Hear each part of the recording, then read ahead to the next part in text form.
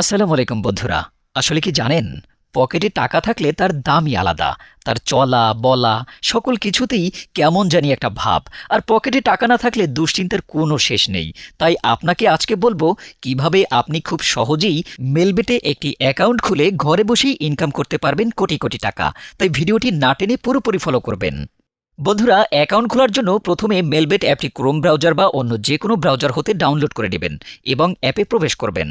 এখানে দেখতে পাচ্ছেন দুটি অপশন রয়েছে। এখান থেকে রেজিস্ট্রেশন অপশনে চাপ দিবেন। এখানে দেখতে পাচ্ছেন কিছু অপশন দেওয়া রয়েছে। এখানে আপনি ইন ওয়ান ক্লিক অপশনে চাপ দিলেই নতুন একটি পেজ চলে আসবে। তারপর এখানে যেমন আছে তেমনই থাকবে। এখন এখানে প্রোমো কোড ব্যবহার করবেন যাতে আপনার অ্যাকাউন্ট সম্পূর্ণ নিরাপদে থাকে এবং ফুল ভেরিফাইড হয়। প্রোমো কোডের এই ঘরে লিখবেন HBD। হ্যাঁ বন্ধু, HBD।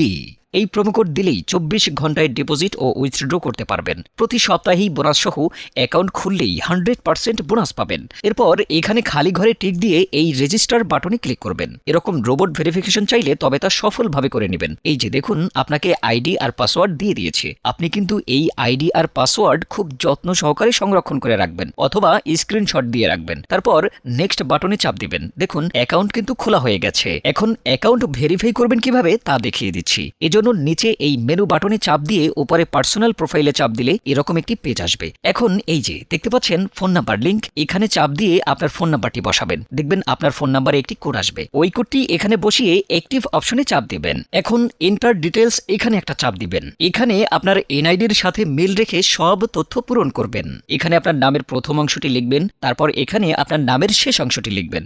ডেট অফ বার্থ, এখানে আপনার জন্ম তারিখটি লিখবেন। প্লেস অফ বার্থ মানে আপনি যেখানে জন্মগ্রহণ করেছেন তা লিখবেন। রিজিওনে বাংলাদেশ, তারপর সিটিতে ঢাকা, রেসিডেন্স অ্যাড্রেসে আপনার জেলাটি লিখে দিবেন।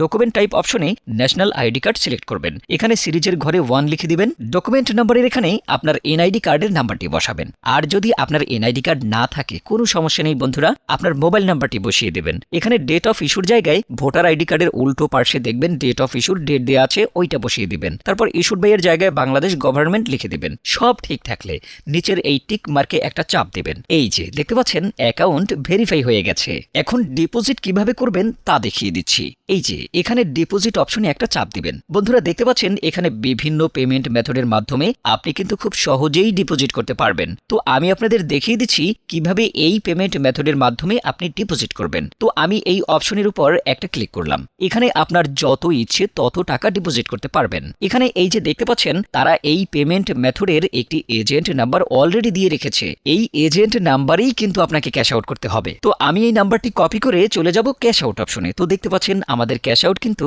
সফল হয়েছে। এখানে দেখতে পাচ্ছেন ক্যাশ আউট করার পর তারা আমাদের একটা ট্রানজ্যাকশন আইডি দিয়েছে। এখান থেকে এই ট্রানজ্যাকশন আইডিটি কপি করে চলে যাবেন সেই আগের অপশনে। যাওয়ার পর এই যে উপরে আপনি যত টাকা ক্যাশ আউট করেছিলেন তা লিখবেন। তারপর আমরা যেই ট্রানজ্যাকশন আইডি কপি করে এনেছি সেই ট্রানজ্যাকশন আইডি এখানে বসাবো। এরপরে এখানে যে নাম্বার থেকে আপনি ক্যাশ আউট করেছিলেন সেই নাম্বারটি এখানে লিখে দেবেন। এরপরে নিচে কনফার্ম বাটনে চাপ দিলেই আপনাদের ডিপোজিট সাকসেসফুল হয়ে যাবে। তারপর 5 থেকে 10 মিনিট পরেই দেখবেন আপনাদের অ্যাকাউন্টে টাকাটা যোগ হয়ে গিয়েছে।